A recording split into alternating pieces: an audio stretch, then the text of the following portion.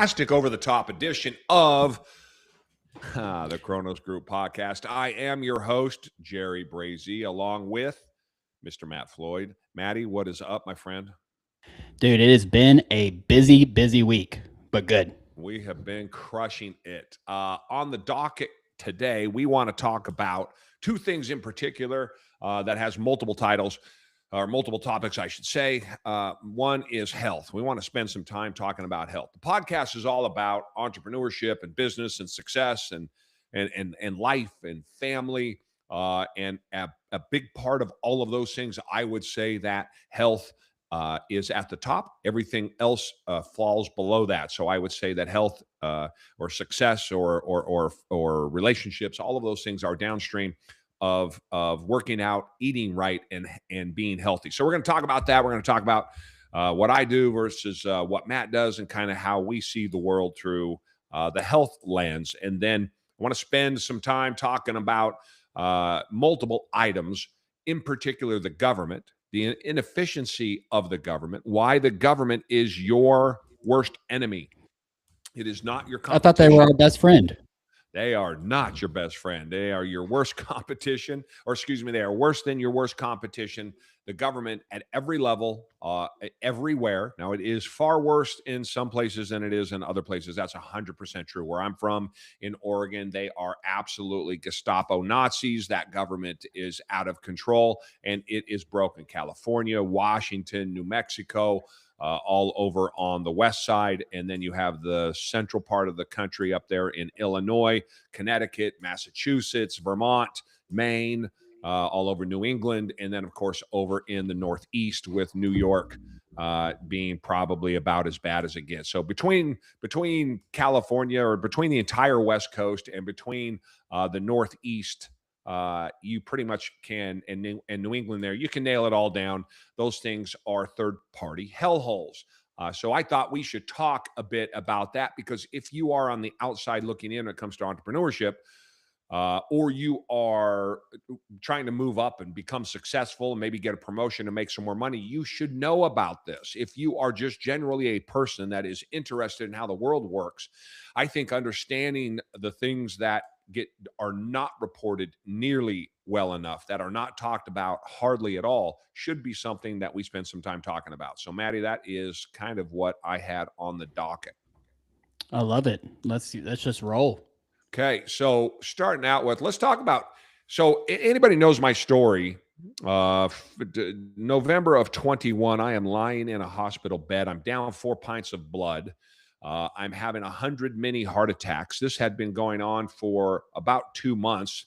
I had arrived back in Tennessee from Portland, Oregon, where I had made my connecting flight.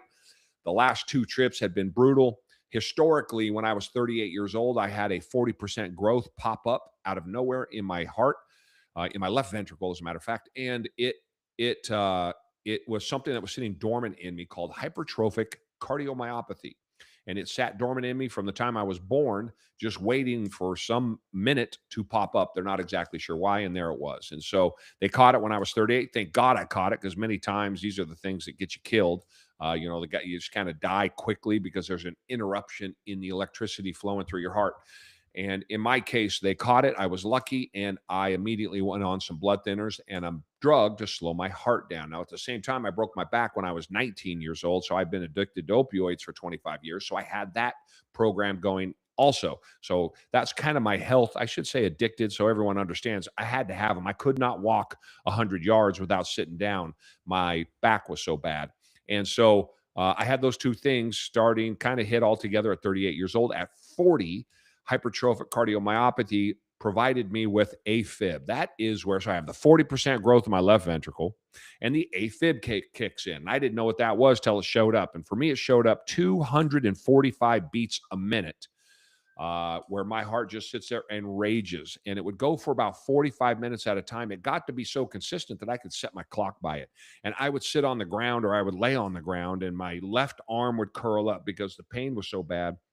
And my wife would get a watch, and we would watch, because somewhere around 42 to 45 minutes is how long it takes for the med that they would give me in this massive dose to try in and come and slow that heart down. Ultimately, it resulted many times in me going to the hospital. So many, so 61 times since 2017 alone. That's right. So since 29 years ago, and I've been 9 years ago, in the hospital 61 times, and 10 of those times was in March of last year after going 2.5 years when I lost the 100 pounds, 100 plus pounds, starting in January of 2022, after finding myself in the hospital down 4 pints of blood with all of these issues, having 100 mini heart attacks, this close to death, deciding November 21st of 2021 that I was going to live, and I was going to do that because I had to live for my children and my grandchildren. And I figured out that I was being a wuss and soft, and it was not the world that I was used to living in, that I said, I'm going to fix everything. So I started a carnivore diet, 1,750 calories, day one, January of 2022. And almost immediately, within months, the AFib went away. So that's what I want to say first and foremost.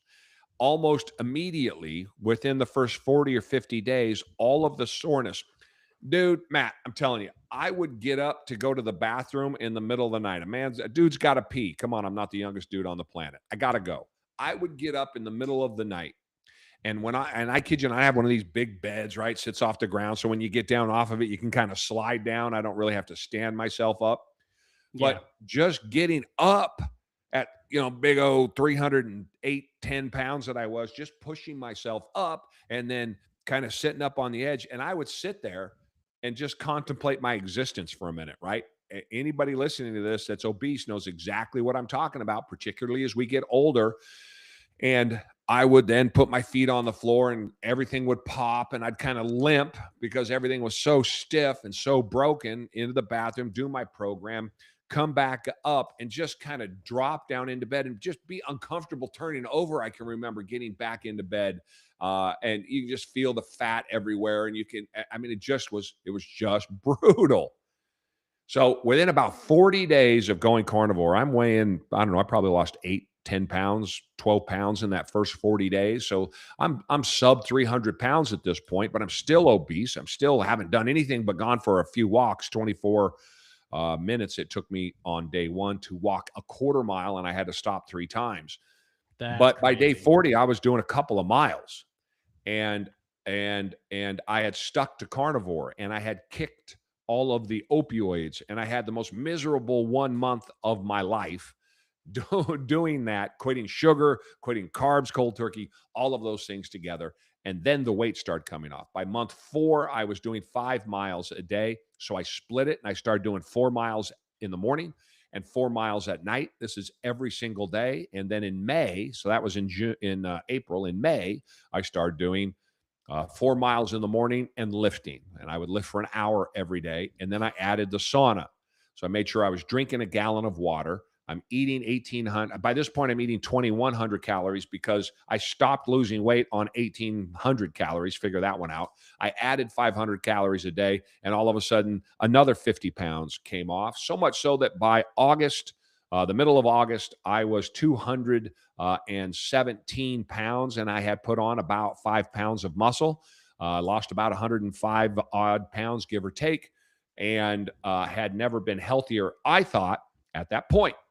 I then spent the next 3 years putting on a good, strong, solid 30 pounds of muscle. So as I sit here today, that cost me about 20 to 25 pounds of weight gain because I was eating so many calories. And then I had this most recent holiday in anticipation I was going to do at the start of the year. Forget about it. Let's not talk about it. 10 pounds. What? What? It happens. November? The dude, Thanksgiving to New Year's. Okay, 10 pounds. I said it, all right, out loud. It was 10 pounds. And so then that was all just play weight there. There was no cause. But I put on about 20 extra pounds on top of the 30 pounds of muscle. And so right now, as I sit here, I weigh about 247 pounds on my way to 227 pounds on the program that I have started here at the beginning of the year. Back to essentially what I just described to y'all that I was doing before. The difference is super high protein. So every day I'm eating 1,800 odd calories a day of just no very, very little carbs. I eat I'm sorry, 4 ounces of strawberries, and I eat a banana every day. So besides the carbs that come in those two things, everything else I eat is meat. For breakfast, I have turkey sausage. I have chicken, white meat breast chicken. I have eggs. I have egg whites, and I throw in a bunch of hot sauce on top of it. And man, I can't wait to eat that. And then a protein shake in the morning before I go to the gym. I never eat before noon, maybe 1 o'clock in the afternoon, other than the protein shake I have in the morning before I go to the gym. And that is one of those Kirkland shakes, you get from Costco. Come home and I will eat a dinner of usually meatballs or some sort of meat, a steak, a lot of chicken breast, a lot of chicken thighs. I love chicken thighs. And I don't hesitate, I should add, to eat sugar-free barbecue sauces. So you can tell me all about the chemicals you want. Be as healthy as I am at 57 years old, and we can have the conversation. And then at night, I have a 3-scoop shake that I mix up, and that's when I eat the strawberry and the bananas. I put all that in there. Transparent Labs protein, which is just the best, and it's chocolate, and I mix that all together, and I eat that usually about, I don't know, late at night, 10 o'clock at night. So I start eating about 1 or 2 in the afternoon. I finish eating about 10 o'clock, 8:30, or excuse me, 9:30, 10 o'clock at night. And that's my day. And that's about 1,800 calories. But the critical part of it is 260 grams of protein every single day, because as I'm losing weight, I don't want to lose the muscle that I have on. I will ride this down until I get to about 229, 227, somewhere in there. And then I will add another 500 or 1,000 calories and really start to put on the weight or put on the muscle. And at that point, I think I will probably be about 13% body fat, 14% body fat. I'm 6'4". I'm a big guy. So 200, I know you're like 225 pounds, will be about 13, 14% body fat, which I looked it up, Matt, will put me in the top 1% in the country for my age. Wow. And I probably am going to assume it's probably going to be even more so than my age. Is probably all men. I may have misread that. I'm going to guess it's probably all men. But yeah, that's my plan right now. And that is what I'm doing. I work out every morning on a 6-8 split. That means that I work out 3 days in a row and I take a day off. And the day off is then I do 4 miles in sauna only. And then I lift for 3 more days. And then I take a day off. And the day off is miles in sauna only. I do 4 miles every single day. I do sauna every single day. And then I lift 6 out of 8 days. So that is the regiment that I am on. If you guys are interested by that, by the way, daily, I am posting or will be posting updates to our new Kronos group school community, the Mm-hmm. Kronos group school community. Any of y'all aren't familiar with school, SKOOL, go check it out. I'm going to let Matt describe what the school community is, but as I stop talking and I'll let Matt talk, if this interests you, if what I'm doing with my health interests you, if you are my age and you are overweight and obese and you want to get it under control, school community.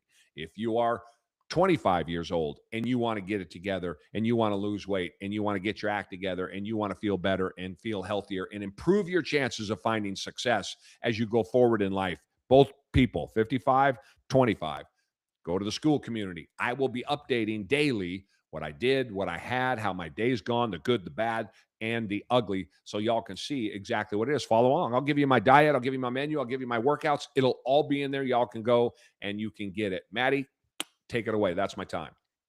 Yeah. Well, first off, Jerry, what was that feeling when you lost that 100 pounds and you were able to get out of bed or get up in the middle of the night and not have to feel the aches, the size, the fat you were talking about? Like, what was that initial just feeling? Was it like of excitement or of you want to continue to push forward, but you've hit a milestone that literally has changed the trajectory of your life at that point?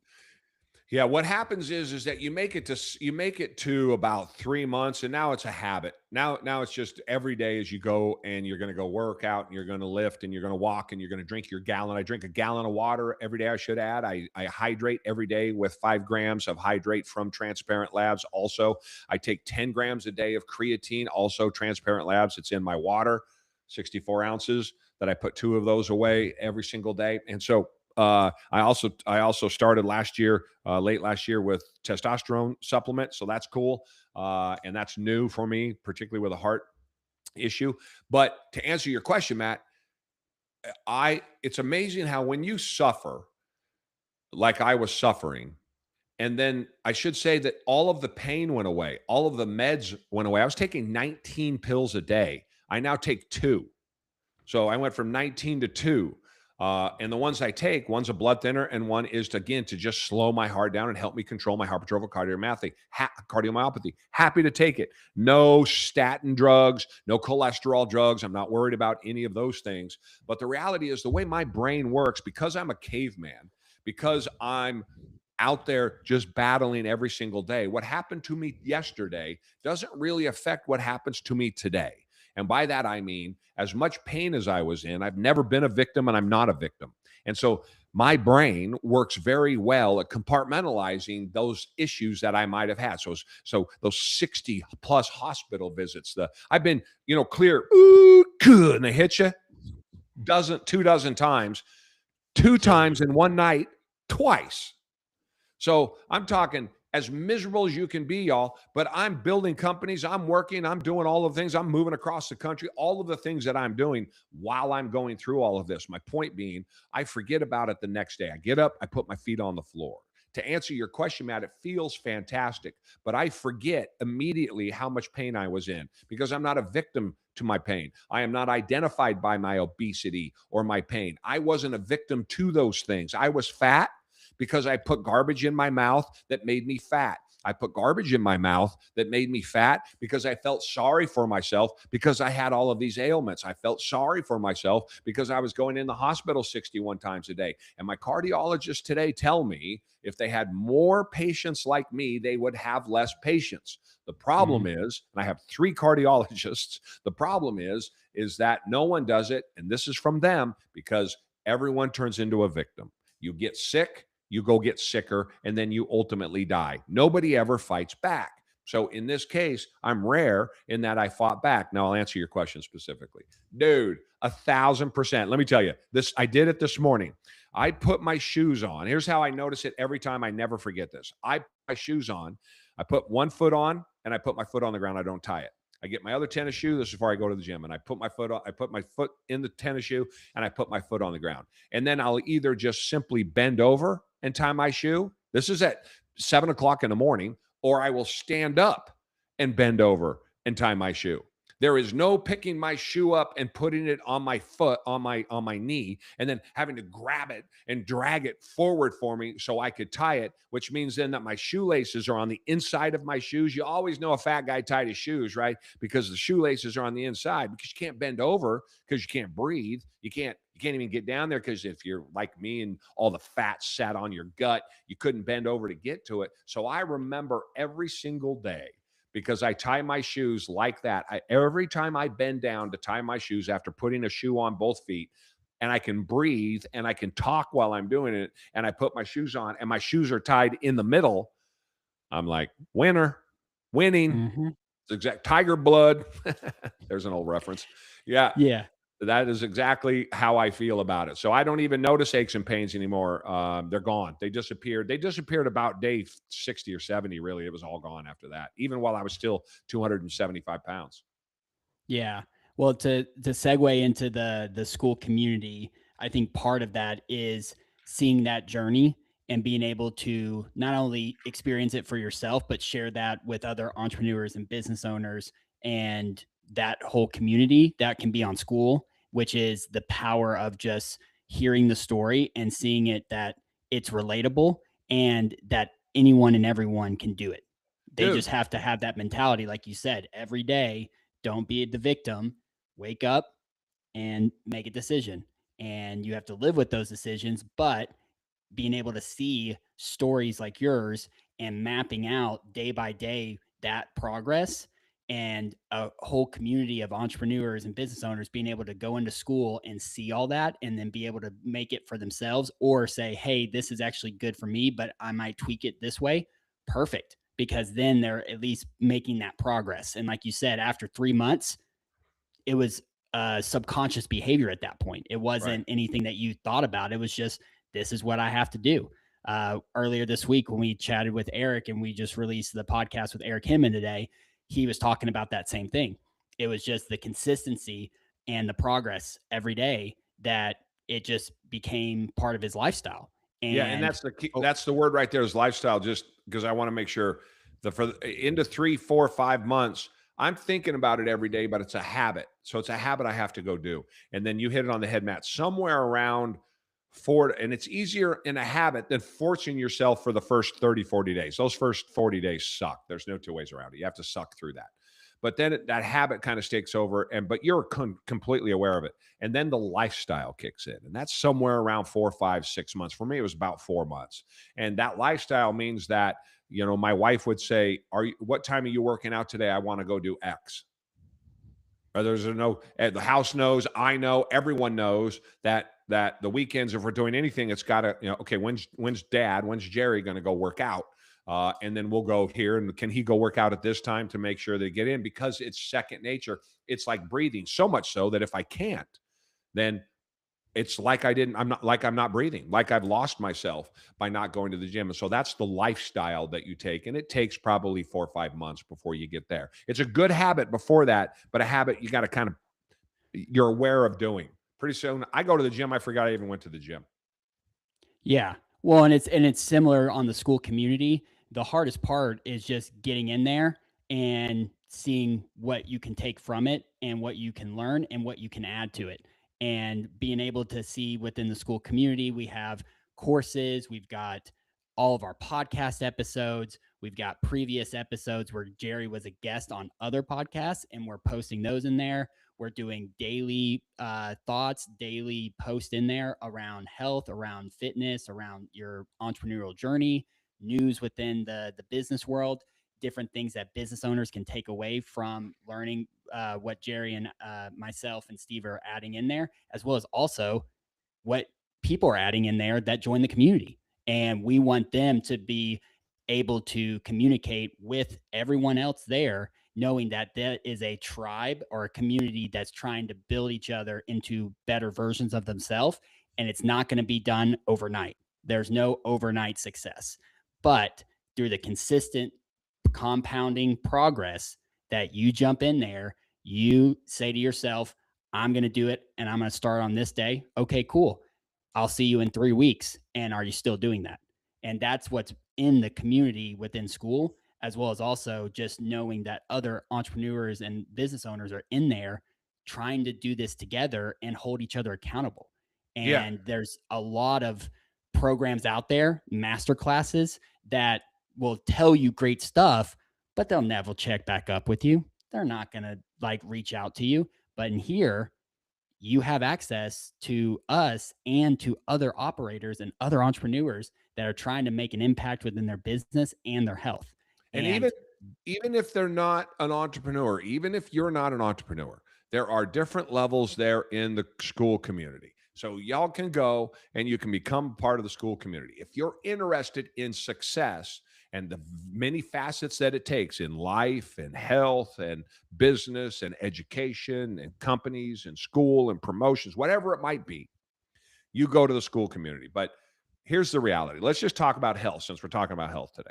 If you're interested in what we are doing, and you're interested in what I just said, if you're fat and obese and you're lazy and you're sitting on your chair and you want more out of life because you feel that little nudge in your brain, that prehistoric caveman that tells you that you need to get up and get moving, regardless of what age you are. We all know who we're talking to. We're talking to a large percentage of everyone out there. I am intense about this. I promise you that if you could live through my eyes at 247 pounds, but this added 30 pounds of muscle eating an all carnivore diet, if you could, one day live through my eyes, 1 minute live through my eyes in my head, relative to how I felt before, which is how so many of y'all feel now, you'd be like, all I have to do is eat that way, go to the gym and lift weights for 45 minutes a day and walk 3, 4 miles. That's all I have to, and eat right. I think I said eat right. That's all I have to give up. That's all I have to sacrifice to feel that good so that I can be mentally stronger, which makes me smarter. It makes me quicker. It makes me a better husband. It makes me a better father. It makes me a better friend. It makes me a better communicator. It makes me a better employee, a better operator in business, maybe a better entrepreneur, a better risk taker. It gives me more stamina. It makes me stronger. All of those things come from better health. You're going to be more spiritual if you're a churchgoer. Even if you're not, you will find within you a spirit you didn't know you have when you destroy the demon that is your health. When you have overcome that and got that under control, you're going to storm that like it's nobody's business. You won't imagine how much more spiritual, physical, emotional, as I just said, those things, and then forget about just physical, the strength that you're going to have. It does not matter who you are. Y'all know who you need it. Now, check it out. School communities like Jerry, it's entrepreneurs and businessmen. It's for everybody that wants to come in that's interested in success. And you all get to define success because, as Matt said, you get to go talk about whatever it is you want to, or you want to go see, and you want to have discussions about whatever parts of success that you find important. I think that success starts with my health. So I start and I end with my health. So in there, you can follow along my health, Matt's health, Steve's health. We all look at the world the same way. Everything else is downstream of health. So you have no excuse. You could log in. I will have it up there tomorrow, will be my diet. I will also have up there my 6-8 split, my workouts with exactly what I do. Anytime I make a change, I will put it up there. So if you're not sure what to do, you're not sure what to eat, you're not sure if you can afford it. I don't know that I spend, aside from going to get a steak for dinner, if I bought it in house, I could probably eat less than $15 a day. I'm probably eating less than $15 a day. Somewhere in there is my cost. So I'm somewhere around 100, I don't know, $80, or what am I, $1.20 for 100 calories, something like that. Cheap. It's cheap. And so you absolutely can do it, and it's more than enough food while doing all of the work. So if you want to just zero in on your health, go to the school community. If you like the story that I'm telling and that you heard, if you're interested in what Matt as a younger man is doing for his health, if you're interested in Steve, who's older than I am, who's in fantastic shape and is doing for his, you have no excuse. And then you get in there and you get to interact. That's the best thing. Mhm. You get to comment. And as it grows, there will be more people in there challenging you, pushing you, holding you accountable in a way that you won't get anywhere else, with an intensity that you won't find anywhere else. Because again, the school community is a reflection of my brand and the person that I am and who Matt is and who Steve is. And so, really, for all y'all that want to come in, that you're looking for, whatever it might be entrepreneurship. It might be just educating yourself to get better. It might be that you want to be a better employee. It might be you want to be a better husband or a wife. You want to be a better, in better shape. Whatever it is, we're going to have pieces of that because we define all of those things together. And you can do it one by one, or you can eat it all at the same time. So there's no excuse. So that excuse that I can't go out and get healthy, I can't go find my health, I don't know what to do, I don't know how to do it, my wife isn't with me, the family's not with me, I can't get a friend to go with me. We want you. We want you. If you want to softball it, I'm not your guy. So the school Mhm. community ain't for you, clearly, if how emotional I am, the way that I feel about this, the no BS way that I call things out, that I'm not for everybody. And the school community is not going to be for everybody, because Matt and Steve are the same way. But we're not a bunch of a-holes. We want people to succeed, and we want you to come in and succeed. So Matt is exactly right. The opportunities are there. You go to the school community, come hook up with us. Let's start having conversations. Don't be timid. Don't be shy. Don't be withdrawn. Take advantage of it. Take control of your life, regardless of what stage you are at. Here's one of the things I hear all the time, Matt. Well, I don't have your resources. I'm not the person you are. I haven't done the things you do. That is BS. I am a nobody kid from the street living with hookers and heroin addicts when I was 17 years old. I have zero advantage over everybody else. I am a normal, everyday human being. So is Matt. So is Steve. So is everyone else. Some of us have had more experience. Some of us have done more things, but that is an excuse in that lizard brain telling you not to go do the thing that you know you should. Your brain is tricking you into staying lazy. Your brain is tricking you into not taking those next steps that you know you want to take. So you have no excuse. School community, SKOOL. Go to the Kronos group, check us out, see what you think. And if any of this resonates with any of y'all, I'm telling you, you're going to find success and it will be the greatest investment in yourself that you will ever make. Yeah. And Jerry, I want to kind of just emphasize the more around being in a room, because for me, being a younger guy, working with you, working with other people in my career, having those years of experience beyond what I know, I sit there and just listen. And most of the time, guys like us don't just have access to guys like you. And I'm grateful for that. But at the same time, that's available for young people. If you're aspiring to be an entrepreneur, you don't even know what you want to do, but what you're currently doing is not what you want to do for the rest of your life. That school community is for you. And being able to be in rooms of people that are actually having active conversations, and I say conversations, not monologues, because a lot of places, especially social media, it feels like a monologue. People are speaking their thoughts out to the masses, but there's no conversation, there's no dialogue. If there's a dialogue within a post, it's on a comment. That's not intentional. I'm not going to go back and check my comments and see if someone said this in a comment. But if you want to take your future serious in diving into a business, learning from others, learning from people that have experience in a room that actually will have conversations with you, and you can start conversations. Again, Jerry, you tell me this all the time. There is no such thing as dumb questions. And so many young people will not ask a question, even if it's just so simple in their head. The fear of how other people will perceive them if they ask that question is going to limit their actual growth in life, because they are afraid of judgment. Well, I'll tell you right now, this room is not a judgment room. This room is a room for people to understand, to grow, to learn and experience within business, within entrepreneurship, as well as their health, as well as also just their own journey of figuring out what they want to do next. All of those things are active conversations within school. It is not going to fall on deaf ears where it's going to be, oh, you'll say this, but then we're never going to respond to you. It is something that is active, and you put in what you want to get out. So if you're not trying to get a lot of out of it and you just want to seek information, you're not going to it's not going to be as big of a movement for you in your life unless you put into it. Are you going to fail? Are you going to mess up? Yeah, cuz we're all normal. We're not just showing the highlight reels on Instagram. This is the day in day out. There's going to be days where I'm not going to want to post something. I'm not going to want to like work on that. Do I know I need to do it? Yeah.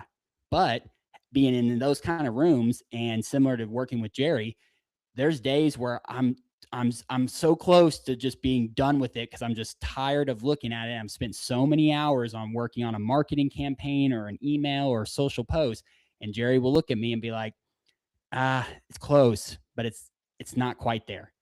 And instead of me getting emotional and being like, oh, this old guy, he doesn't know what he's talking about, he doesn't know social media like I do. No, because I know there's a level of conversations and experience that I haven't been able to tap into that he has. He's not saying that just to one up himself, he is saying that to level up the whole room. And this whole, like, I use this metaphor of the if the sea rises, all ships rise together. And that's where this Kronos room or these Kronos group in the school community, that's what that is. It's not a one thing where it's only like this is our way or the highway. It is, hey, this is what we're doing as just normal everyday people that have other jobs. This isn't our only thing. We're building this as we also have full-time jobs. We have families. Some of us have kids. I'll have kids in the future. Those are things that are just like every day, every other person. And so we're not sitting on the high horse or sitting at the top of the mountain and pointing down at everyone and saying, if you don't do this, you're not doing it correctly, or you're not doing this, you're failing, get out. It's not that. It is a place of encouragement, but at the same time, we're going to push each other. Because if Jerry doesn't say that comment about that social media post or that email thing I'm doing, well, then I send it out there. What happens usually afterwards is I have this moment of, it's not that good. And then it hits me of, the dude was freaking right. And I don't know why, but for some reason, I just went with my emotion of how I felt compared to what actually needed to be done within making that a better experience or a better product or a better social media post Yeah, altogether. and there's to that, there's no reason why anybody should not, who wants to improve themselves, should not go to the school community and the Kronos group. There's no reason. There's nothing that stops you. So you got to get off the couch and you simply have to go do it. Matt is right. We are here because we want to put something together that helps people. I have, over the last 4 years, my TikTok, I have a fairly significant TikTok following. And from that has probably come 125 odd phone calls. I give away my walk. So the hour that I spend doing my 4 miles, I give that away. I'm happy to talk to anybody about anything. Could be health, could be whatever it is. And mostly it's centered around health and people wanting to get healthy. I've had people drive here from down in Alabama to come up and have lunch with me, only to walk out of the room 10 minutes later, all 400 odd pounds of them. This has happened twice. Husband and wife. The wife left first because she couldn't take it. And the husband left a few minutes thereafter after driving up to have a conversation with me. Does that make me the bad guy? No, it makes me the realist. It makes me the guy that doesn't listen to excuses and that doesn't give excuses. You don't go through what I have gone through and survive it and do the things that I have done by making excuses. That doesn't mean I don't get tired. That doesn't mean that I don't want to get up in the morning. 100% it does. Doesn't mean that, like, when I don't have time to go work out in the morning, I got to go work out at night. As Matt knows, I'll be talking to him because I'm driving home from the gym at 11:30 at night. But the work has to be put in.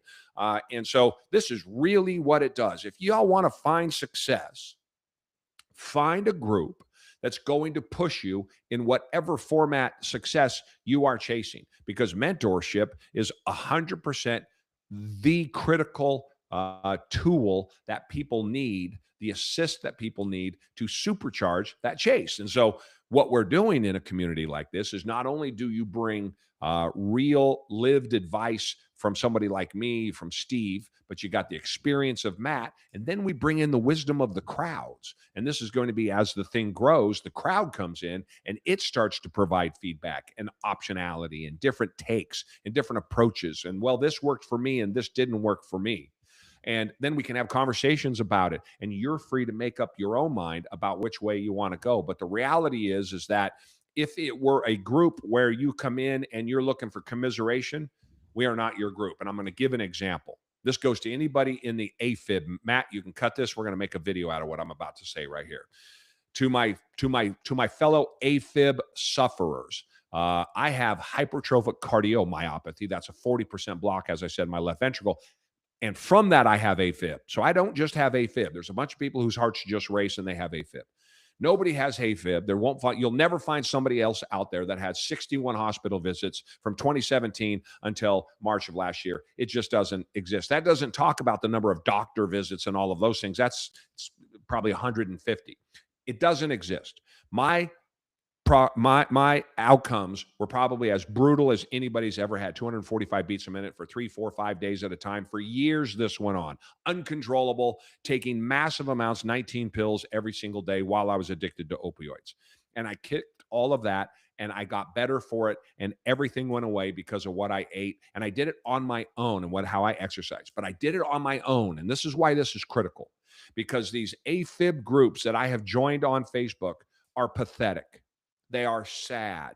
They are nothing but commiseration between people who are victims and who are scared of this problem that they have. I have tried to go in there and give a different perspective, one that says, I followed the rules for 20 years. I did what all of my cardiologists told me to do. I followed the FDA guidelines. I followed the food guidelines from all of the different directions or from all the different ways I was given direction. I took all of the meds. I did all of those things. I ultimately fixed it by myself on my own, eating 1,800 calories a day and going for a walk and then going to the gym by myself. Now, it'd be much easier with somebody else. But the problem with the people around us is that they are victims to the same malady that we have, be it poor, right? That's the problem. Nobody wants you to escape the neighborhood when you're born into poverty. Your family doesn't want to see you do well because every excuse they have for why they're losers go away. That one that says, if not for what the government's done to me, if not for what my history has done to me, if not for what the lack of teaching had, if not for my mother being so crappy, if not for my father being gone, when you escape with the same excuses, the very identity that they have about themselves disappears. And so they don't want you to succeed, the people around you. It's subconscious. And that succeeding could be you're in a group of 400-500 pound people. Another three don't want you out. Now, they all would like to snap their fingers and be skinny. They do that in a heartbeat, but that doesn't happen. What does happen is it takes hard work. So they don't want you to succeed because they want to live on the, I have this affliction, I have this problem. The alcoholics in the world, well, my dad was an alcoholic and now I'm an alcoholic. Like your dead alcoholic dad is coming out of the grave, picking up the bottle and putting you in his lap and nursing you on the whiskey. It's just not reality. Y'all don't live in reality. You are independent, free people. You have agency to decide for yourselves what you are going to do. I would go into those groups and I would try to give a different take, but they don't want a different take. They want to commiserate. They want to hear about how they have AFib. And I'm talking AFib, I'm talking 100 beats a minute. And it lasted for 3.5 minutes. And I just don't know what to do. I think I'm going to die. And I'm over here going, 22 years at 200 beats a minute. 1 billion hospital visits, cardioverted more times than you've seen on television. What are you people talking about? Let me give you perspective. Let me give you an idea on what you can do and how you can do it. Look at me. I was 310 pounds laying in a hospital bed 4 years ago, down 4 pints of blood, having 100 mini heart attacks. The sickest person the emergency room doctor had ever seen walk into the hospital under his own power. I was admitted 17 minutes later, 17 minutes from walking into that emergency room, I was admitted. So my mindset, the way that I crawled out of the gutter as a 17-year-old and I built businesses and I did hundreds of millions of dollars, I lost fortunes and I made fortunes along the way with no help, no education, no direction, nobody telling me what to do other than the people that I went out to, like at the Kronos group. I went to them to try to get them to teach me, to feed me, to provide me with what I did not know, to inspire me, to motivate me, to push me. And I paid money to do all of those things. And the results that I got were tremendous. So much so that when this hit me 4 years ago and it was time to get my health under control by myself, while my family was eating food out of the pantry that I couldn't touch, which I always said to myself, and this is a mindset, I said, if my health is dependent upon what my family eats. Because this is always the argument. Well, Jerry, my wife won't stop eating this food, or my husband keeps, he just has to eat pizza. And what am I supposed to do? And I was like, control yourselves. You have free will. I'm addicted to food. No one was more addicted to food than I was. I was a junkie on opioids with a broken back that weighed 310 pounds with a 40% growth in his left ventricle. Right? Food made me feel better. It soothed the problems. It ultimately made it worse because you start feeling worse and worse. But man, when I was eating it, it was so good. And the t-shirts got bigger. And pretty soon the t-shirts don't fit anymore. And when the t-shirts don't fit anymore, you got to go to button-up shirts. And then you get those big Tommy Bahama, you know what I'm talking about, Maddie? Those big Tommy Bahama deals, because they slim you up real good, right? They make you look better. They make you look healthier. Everybody knows you're just a fat guy in a t-shirt. And I didn't want to be a fat guy or in a button-up shirt. I want to be a fat guy in a button-up shirt because I'm not a victim to my childhood. I'm not a victim to the things that happened to me growing up. I'm not a victim because I've been stabbed and shot at and beaten within an inch of my life a dozen times, because I have failed massively. I've lost fortunes. I'm not a victim to any of those things. I'm not a victim to my heart. I'm not a victim to my body. I'm not a victim to my mind. Sometimes the victimology will grab you and it will get a good hold of you. And it'll take a week or a day or a week or a month. And all of a sudden you're like, wait, what the hell happened to me there? That's where I find myself in these last couple of weeks. Sometimes you get shook up. It's not every day. It's not like on social media. So I want everybody to hear me. Go to the Kronos group on the school page. Come be a part of this. Come immerse yourself in this emotion and this passion and this drive. Come feed off of it. So many of us don't have the ability to do it ourselves. Let us help you do it. It will be the best decision you will make, whether it's for your health, whether it's for your career, whether it's for your entrepreneurial journey. If you are a business owner and you want to tap into a group like I did that helped me make my career, we have that also. All of those things are there for the taking in the school community, because being around people with positive mindsets, with experience, who are winners, you're going to feed off of that. You keep getting it from the people around you, you're probably not going to go any further than you already have. Yeah, Jerry, actually, that's where I was going to go, because I know that's your background and experience of being able to be in the trenches, in the dumps, and being able to lift yourself out of that. Me, I've never been overweight, never had that issue, but on the mentality, on the mental side, I knew that if I never made the jump to move out to Portland years and years ago to work with you, I would be sitting with the guys that I went to high school or hung out with in college, going to the bar, having drinks, looking not forward to any work I'm ever going to do. I'm only looking towards the weekends. And that was not the life I wanted. In order to change that, it wasn't a physical from a health and fitness thing. It was a I need to literally move away and be in a new group surrounded Mhm. by new people. And if you are someone who is young like me or even younger, and you're like, I'm seeing kind of the writing on the wall, as they would say, of all my friends doing this, all my friends hanging out at these places, and I have this urge to do my own thing and figure it out. Well, there's rooms like the school community with people like Jerry and other people that have years and years of experience that go far beyond what you can even comprehend at my age. And when I was younger, again, when you're in your like 20s, you're like, dude, I got life figured out. Trust me, ain't no stopping me now. And it's like, you just need to be in the rooms with people that have years of experience, and years of experience with good knowledge and good discussions.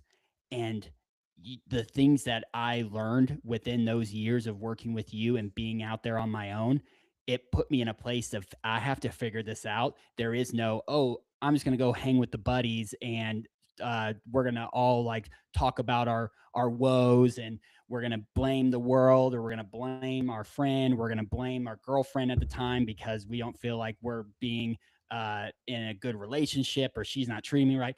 That's the victim mentality. And there was no being able to do that because I didn't know anyone. And the same happened when I moved to New York, and the same happened when I moved back to Portland.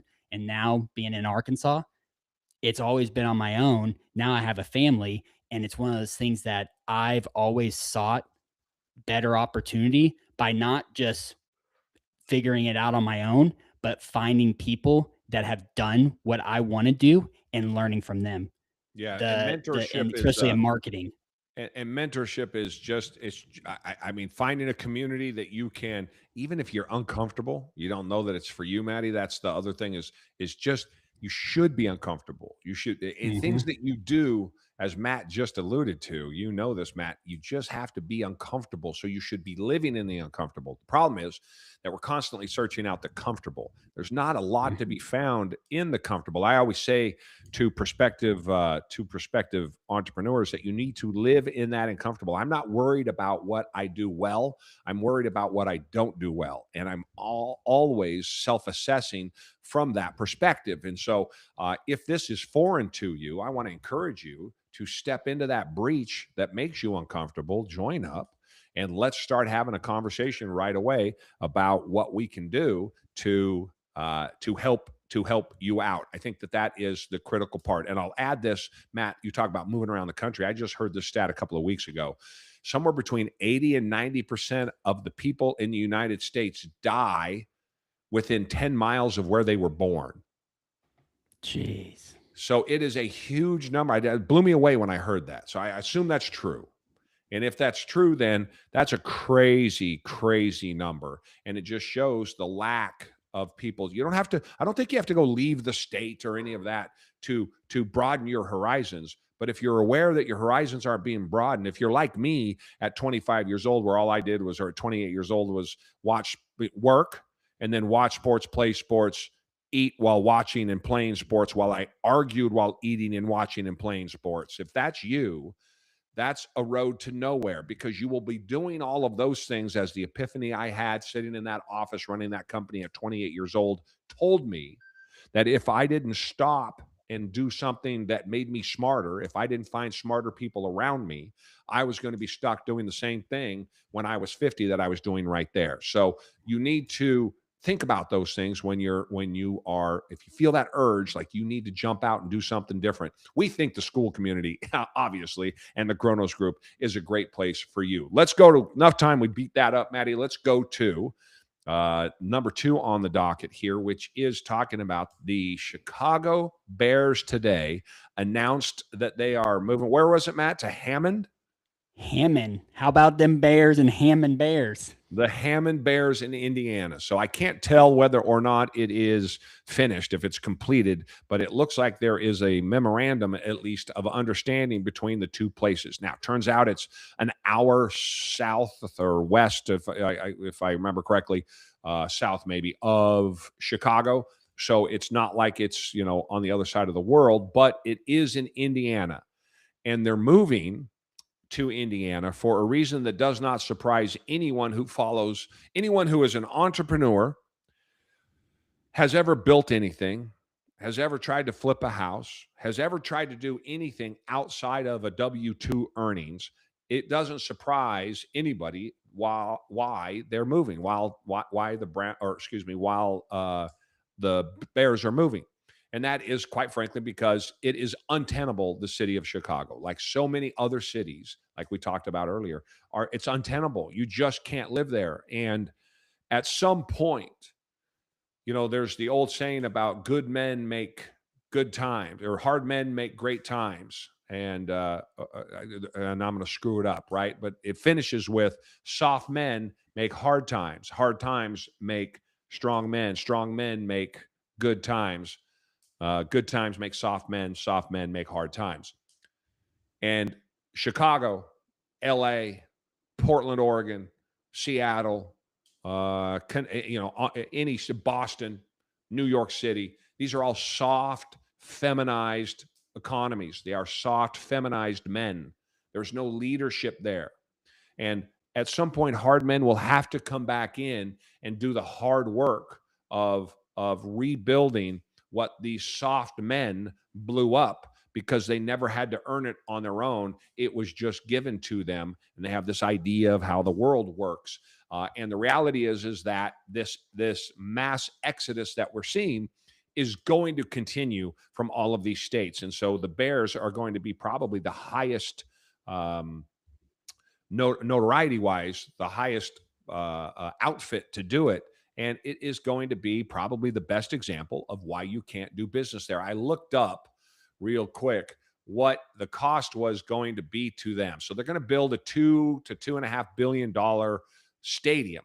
And they tried to get it done in a piece of property that they paid $170 million for, the group that owns the Bears.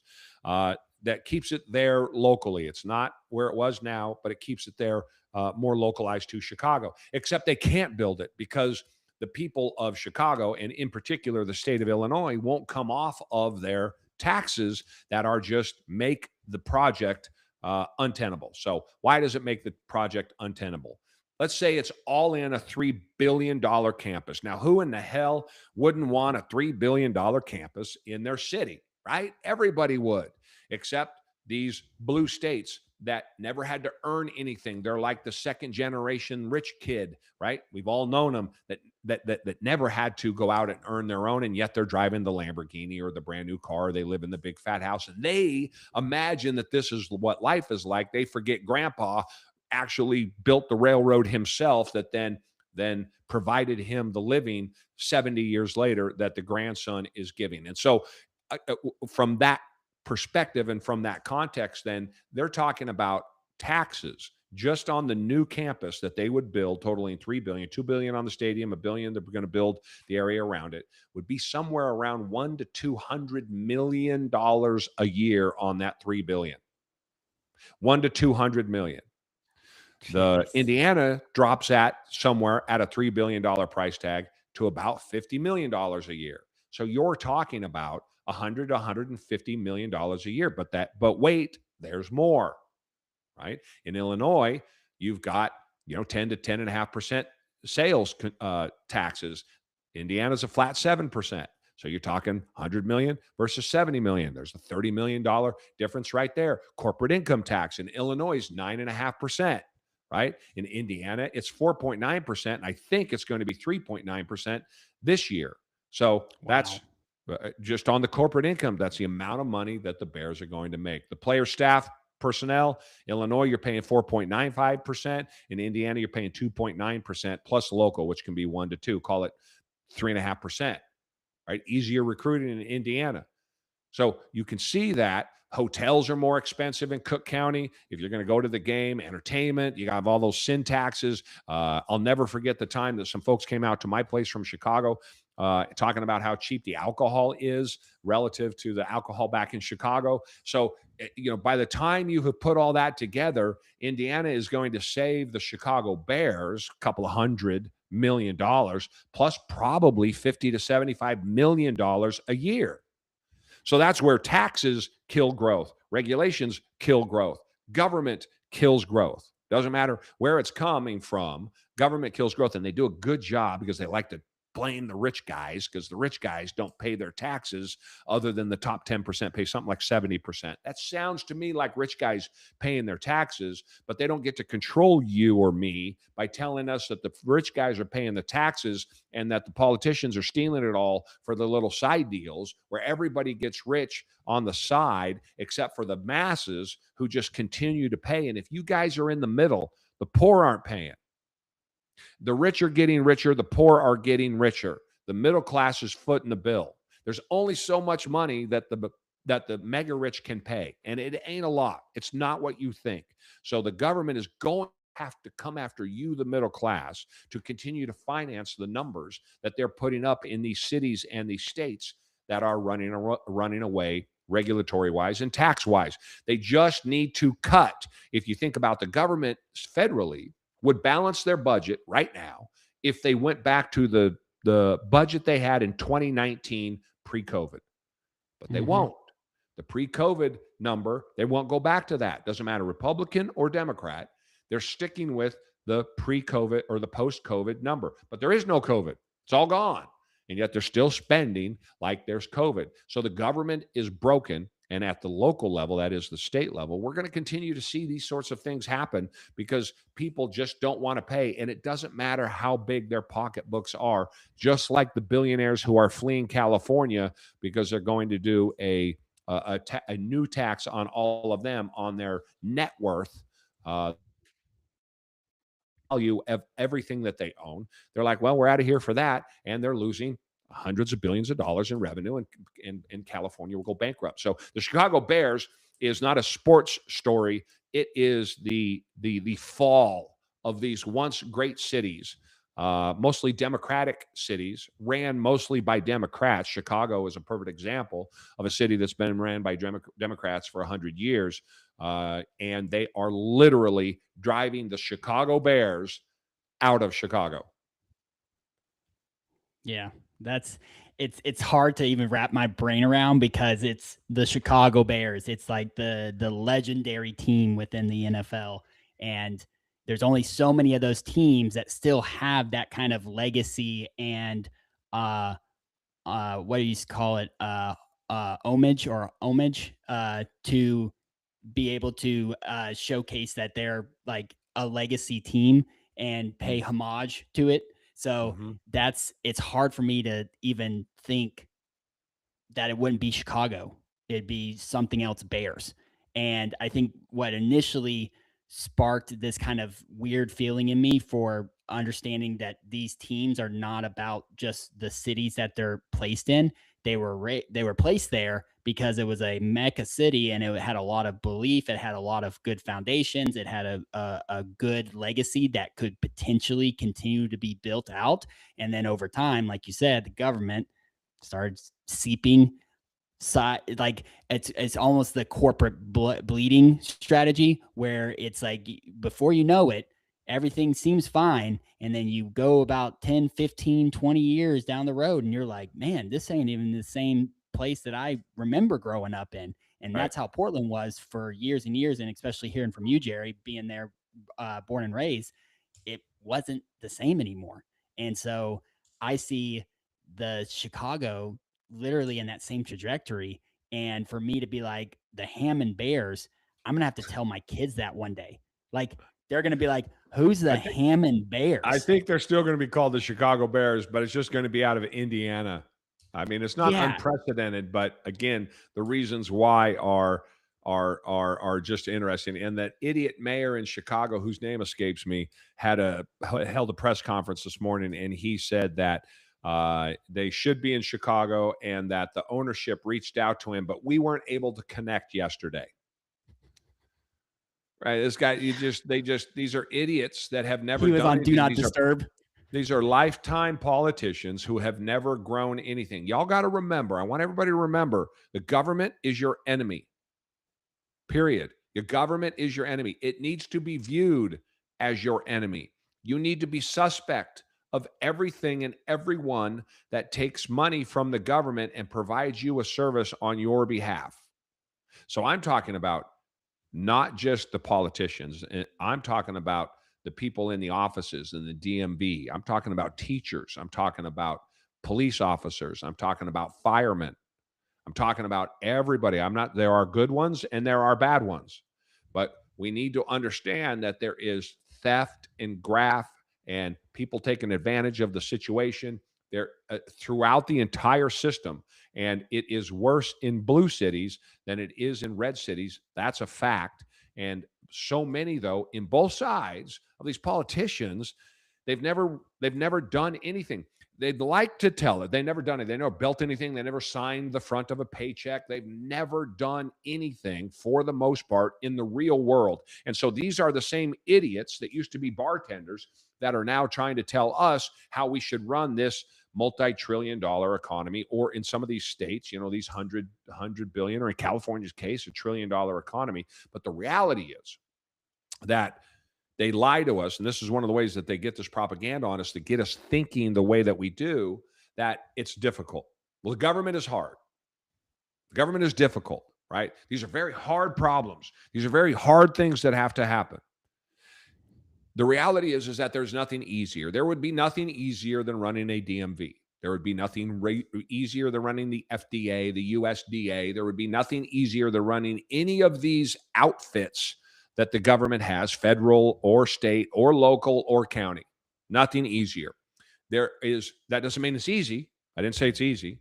I'm just saying there's nothing easier, and I will tell you why. The hardest thing to do in running a business is revenue. You have to go sell it. You have to go sell it competitively. That means you have to make a profit on what you sell. You have to come back, and then you have to take that finite amount of money and you have to put it out into action and have it make money for you while You continue to take care of the customer that's feeding it to you and hoping nothing happens, while providing for yourself an insurance policy should somebody kill somebody, somebody die on the job, some bad accident happens, whatever it is, with no guarantee. I had a driver one time working for me, big hospital chain, peed in the front lawn of a lady's house into her prized rose bushes, old lady, while she's sitting in the picture window. That customer, that was about $1.5 million a year customer. It's not been my customer now for 12 years. I cannot get it back. Every time I go in there, they talk about the guy peeing. I fired the guy. The guy got unemployment because he can't control when he had to pee. That's an absolutely true story. But that is reflective of how difficult business is. The government doesn't have to worry about income because they steal it from us at the point of a gun. So they only have half of the equation. And it's the easy half of the equation. They have to spend the money. And when you don't earn the money, when you don't have to go through the trouble of earning the money, when you go spend the money, it's easier because it's magic money. It shows up out of nowhere. All we know is it comes into the account. And one of the greatest things in the world, if I don't spend it all by the end of the year, I don't get to have the giant windfall again come in. Not so the job I have to do in order to replace the funds is not provide good service. It's not outcompete my competitors. It's not make sure that I'm providing the best technology. I'm not giving the best returns. I'm making a little bit of profit so I can keep my business open. All of the things that business owners have to deal with. No. We I got to have to empty make that. sure I spend all the money. As long as I spend all the money, I get all the money by law the next year. This is madness, people. So they have lied to us that this is difficult, that this is hard, that these decisions are going to be very hard to make, right? And this is nothing simple. No. So these idiots that run the government throughout the country, red or blue, lot more idiots on blue side than there is on the red side, but red or blue, these idiots don't have your best interest at heart. They have the union's best interest at heart. They have the employees that work for the government's best interest at heart. As an employer, if your business is failing, you start getting rid of people. You just don't have a choice. You start doing a lot more work yourself. You just don't have a choice. The government has no restrictions on it, either at the state level or at the federal level. They just say, we need more money. Well, do we need to provide better service to get more money? Nope. Do we need to allocate, or do we need to invest in ourselves, so we have to go out and dilute the value of our company to others so that we can bring in some outside income or some outside capital so that we can improve the service so we can grow the company? Nope. Do we need to go find investors so that we can hire more employees to do all of those things? Nope. What do we need to do? Gun. Oh, well, that's easy. Let's go with the gun program. And all of a sudden, another $1 billion come in. Nothing changes. The roads don't get fixed. The DMV doesn't get better. Automation doesn't improve. Rates don't come down, right? The cost to go to a hospital hasn't gotten any better. These things that are so important to us only get more expensive. The corporate connection between government and corporations just gets stronger and stronger. The rich get more and more money. There's a reason why the surrounding area around Washington, D.C. is the most expensive one of the most expensive zip codes in the country, even though they produce absolutely nothing. That is a drag. Every dollar spent by the government is a drag. And we are seeing it now. It's been going on for decades. And we are seeing it now get to the tipping point where it's going to start falling over. As the rush of people leave California, as they leave Oregon like I did, as they leave Washington, they leave the Northeast and they're running to Florida from crazy Mom Donnie in New York. And you'll watch this play out in real time, sped up, watching it on 1.25 or 1.5, that podcast that is New York, because you're going to see that crash and burn in real time. And people are going to more regular places. Why aren't more people going to California? I've never heard somebody say, we're going to pick up. We're out. We're sick of this Tennessee BS. We're going to New York. Nope, not unless you're forced. Does that happen? We know all of the mass migration. and where it's going. It is leaving those cities and those states, and it's moving to other parts of the country where there is more freedom. So that's my Bears kind of outline. I wanted to talk about that because I think we're going to see more of this. I don't know if it's going to be sports teams, but we're going to see a lot more of this. And a lot more of this is happening as we speak anyway on much smaller scales, not nearly as popular as something like an NFL team.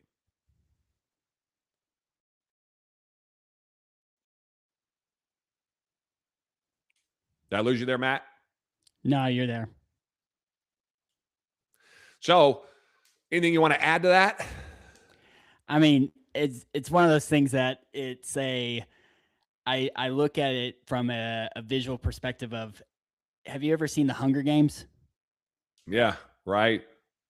So the whole basis of the Hunger Games, and if you're listening and haven't seen it, essentially there's these zones of where people live, and at the beginning of the franchise, everyone wants to get to a place called the capital, because the capital is where it's the nicest, people have the most money, they have the most luxuries, and the farther you're out from the capital, being like level 1, level 2, all the way up to like 8 or 9, the worse it gets of just day-to-day living. Like, you're not getting as much food, and you're not like, basic things are not just provided to you.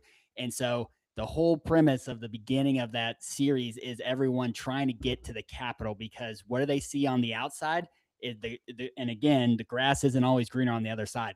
they Hmm. they see it and it looks amazing, and they're like, okay, cool, we're gonna run to here because it's gonna provide a place of safety. It's gonna provide me a place of comfort. It's gonna provide me a place of being able to be stable in my job.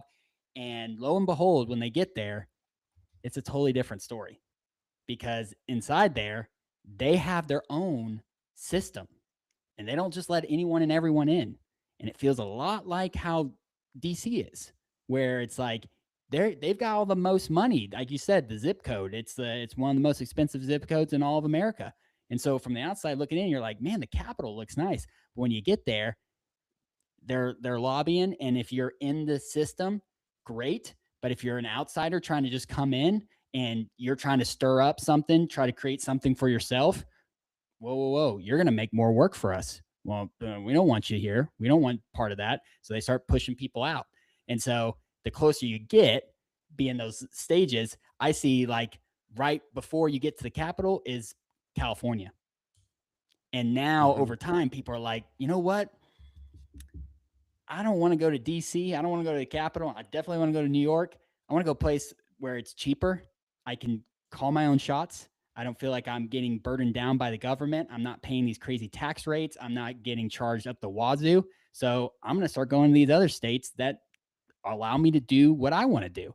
And that mass fleeing is everyone actually going back to their original places, because they over time start to realize, again, the grass is not always greener on the other side. And That's right. so that's where I see with DC, it's almost, even though I've been through there just to visit, I spent most of my time in New York, didn't really able to like travel around the Northeast area, but there's never been an inkling of me to be like, I need to live in DC. Even if I was in politics, it feels like a hamster wheel. Everything I hear about the news, about the lobbying, about the getting amendments together, passing laws, it seems like they're just talking and creating work to create more work. And there's this thing in the corporate world, because I've worked in the corporate world, where they say this phrase of, let's let's run this back in a few weeks, or let's regroup on this so we can talk about it more, even though we're not going to solve the problem here and right now in this meeting. And what does it do? Well, it just prolongs what needs to be done. And that's how I feel like the government is. There are Yeah, certain things that they just know, hey, we got to make a decision.